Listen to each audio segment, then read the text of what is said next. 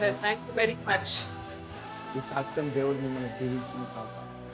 Amen. Amen. Amen. Amen.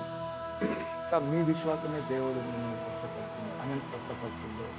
Thank you. Thank you brother. Thank you and keep continue praying for restoration of his total health back.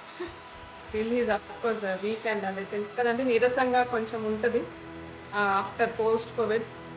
God మీకు abundance But హెల్త్. I am totally healed by the grace of our God. ఆమేన్. దేవునికి మహిమ కలుగును కాక. పవనన్న కూడా చాలా అయితే విశ్వాసం. మొన్ననే మన ఇంకా చిన్న ఏంటంటే I don't know I did boost for every one of అస్.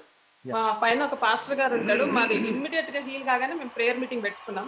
అంటే నేనేమనుకున్నా అంటే వాళ్ళు భయపడతారేమో, మనం ఇప్పుడిప్పుడే కోవిడ్ నుండి బయటకు వచ్చినాం కదా, వస్తారా రారనుకున్నాం, కానీ as a pastor his belief was abundance. అయితే వచ్చినారు, ప్రేయర్ చేసినారు. ఆయన ఏం చెప్పినారంటే Pavan was of course telling it is on grace of god అని. సో ఆయన చెప్పిన మాట ఏంటంటే టెస్టిమనీ అంటే మీనింగ్ అంట డూ ఇట్ అగైన్ అంట. సో మనం టెస్టిమనీ ఇస్తే దేవునికి మనం చెప్తామంట, ఇంకా చేయండి, మాకు ఇంకా ఇంకా అమేజింగ్ వర్క్స్ చేయండి అని చెప్తారంట. This is only I'm just sharing with you people so that ఆ టెస్టిమనీస్ ఆపొద్దు, ఖచ్చితంగా మనం చేస్తేనంట దేవుడు మనకు ఇంకా ఇంకా చేస్తాడట.